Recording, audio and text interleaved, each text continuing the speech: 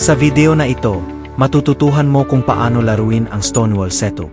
Ang kagandahan ng Stonewall ay maaari mo itong gamitin bilang white at black. Ipapakita ko sa iyo kung paano. Tara, simulan na natin. Kapag white, ang Stonewall ay nagsisimula sa Queen's Pawn E4. Ang mga susunod mong galaw ay ganito. Kung natural lang ang pag-develop ng black at hindi agad naglalaro ng C5, maaari mong ituloy sa E5, E3 at Bishop E3. Maaring ma-block ang iyong bishop sa una, pero may dahilan nito. Ang Bishop E3 ay pumipigil sa natural na paglabas ng bishop ng black patungo sa E5. Karaniwan, maglalaro ang black ng E6 at dito, inirerekomenda kong ituloy mo sa Knight E2. Mukhang kakaiba, pero layunin nitong pigilan ang black sa pag-control ng E4 square. Kapag natapos mo na ang Stonewall setup, magkakaroon ka ng matibay na sentro at magandang attacking ideas.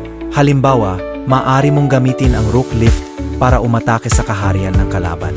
Ano ang dapat gawin kapag hinahamon ng black ang iyong setup? Kung maglaro ang black ng C5, dapat agad mong sagutin ito ng C3 para mapanatili ang control sa gitna.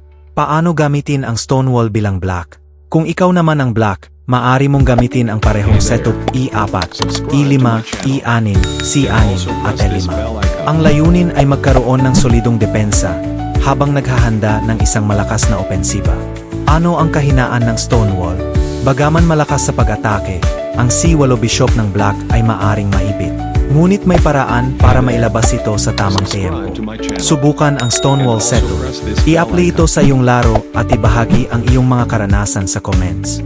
Huwag kalimutang i-like at mag-subscribe para sa mas maraming chess tips at strategy videos. Chess Pawn Fire.